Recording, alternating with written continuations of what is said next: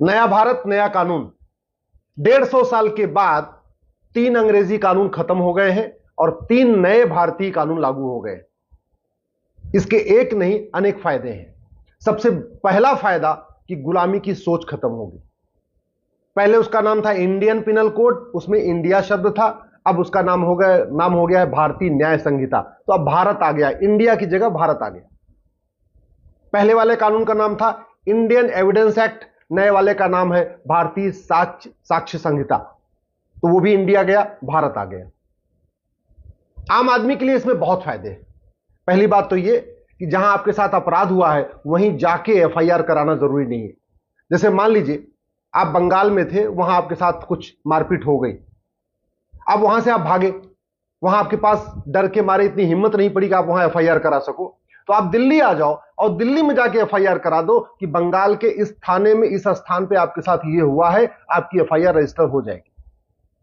दूसरा फायदा, ये एफआईआर लिखने की एक टाइमलाइन फिक्स हो गई है। तीसरा फायदा, पुलिस की जांच कंप्लीट करने की भी टाइमलाइन फिक्स हो गई है। चौथा फायदा, जब चार्जशीट कोर्ट में फाइल हो जाएगी तो 60 दिन के अंदर मजिस्ट्रेट के लिए, जज के लिए चार्ज फ्रेम करना अनिवार्य होगा। देखिए क्रिमिनल लॉ कैसे चलता है। सबसे पहले शिकायत की जाती है, शिकायत करने के बाद पुलिस उसकी देखती है कि शिकायत ठीक है या नहीं है, थोड़ा एक प्राइमा फेसी उसकी जांच करती है, फिर वो एफआईआर लिख देती है। एफआईआर के बाद जांच होती है, फिर वो चार्जशीट बनती है, वो चार्जशीट फाइल की जाती है। उसके बाद मजिस्ट्रेट उस पर सुनवाई करते हैं, एक दो सुनवाई करने के बाद चार्ज फ्रेम करते हैं। तो अब इस सभी चार के चारों प्रोसेस का टाइम फिक्स हो गया। एफआईआर करने की टाइम फिक्स, जांच करने की टाइम फिक्स, चार्जशीट फाइल करने की टाइम फिक्स, और जज के द्वारा भी चार्ज फ्रेम करने का टाइम फिक्स हो गया। इसके अलावा जो सबसे इंपॉर्टेंट है, जब पूरी बहस पूरी हो गई तो कई बार ऐसा भी देखा जाता है, बहस पूरी हो जाती है, जज साहब जो है उस मुकदमे को 6 महीने बाद उसका फैसला सुनाते हैं। उसकी भी टाइम फिक्स हो गई है कि सुनवाई के 60 दिन के अंदर आपको मुकदमे का 45 सुनवाई कंप्लीट करने के 45 दिन के अंदर आपको फैसला सुनाना ही सुनाना है। तो आप, मुझे ऐसे लग रहा है कि इस पूरे के पूरे अगर आप इसका स्ट्रक्चर देखें तीनों कानूनों का, तो हम धीरे धीरे जस्टिस विद इन ईयर की तरफ आगे बढ़ रहे हैं। मैं ये नहीं कह रहा हूं कि ये 3 कानून लागू होते ही 1 साल के अंदर मुकदमों का फैसला शुरू हो जाएगा, लेकिन मैं ये कह रहा हूं इन तीनों कानूनों के बाद 1 साल के अंदर जो फैसला होना चाहिए उसकी तरफ आप आगे बढ़ चुके हैं। इसमें स्नैचिंग को बहुत सीरियस ऑफेंस बना दिया है। आप देखते रहते हैं चेन स्नैचिंग होती रहती है, मोबाइल स्नैचिंग होती रहती है, आए दिन झपट्टा मारी चलती रहती है, उसको गंभीर अपराध बना दिया है। आतंकवाद को इसमें शामिल कर लिया है, पहले उसमें नहीं था। पहले आईपीसी में राजद्रोह था, देशद्रोह नहीं था। यानी शासन की बुराई करना, शासन के खिलाफ कुछ करना अपराध था, लेकिन देश के खिलाफ कुछ करना अपराध नहीं था। अब उल्टा हो गया, शासन के खिलाफ आप कुछ भी करिए कोई फर्क नहीं पड़ेगा, लेकिन अगर आपने देश के खिलाफ कुछ किया तो गंभीर अपराध माना जाएगा। तो अब राजद्रोह की जगह देशद्रोह आ गया है। अच्छी बात यह है कि अगर आप देश के बाहर बैठ के कुछ करते हैं तो भी आपको यहां घसीटा जा सकता है। आप भारत के अंदर से भारत के खिलाफ कुछ करिए या भारत के बाहर बैठ के पन्नू जैसे या खालिस्तानी तरीके कुछ करिए, तो भी आपके खिलाफ यह मुकदमा यहीं दर्ज हो जाएगा। और ये जो भारतीय न्याय संहिता है उसमें इसको शामिल कर लिया गया। जो भारतीय साक्ष्य संहिता है उसमें इलेक्ट्रॉनिक एविडेंस को भी एविडेंस मान लिया गया। चूंकि जो इंडियन एविडेंस एक्ट था वो 1872 में बना था, अंग्रेजों ने बनाया था, और जब 1872 में बनाया था उस समय ना उसमें मोबाइल होता नहीं था, फोन होता नहीं था, व्हाट्सएप चैटिंग होती नहीं थी, टेलीग्राम होता नहीं था, ये सब कुछ होता नहीं था।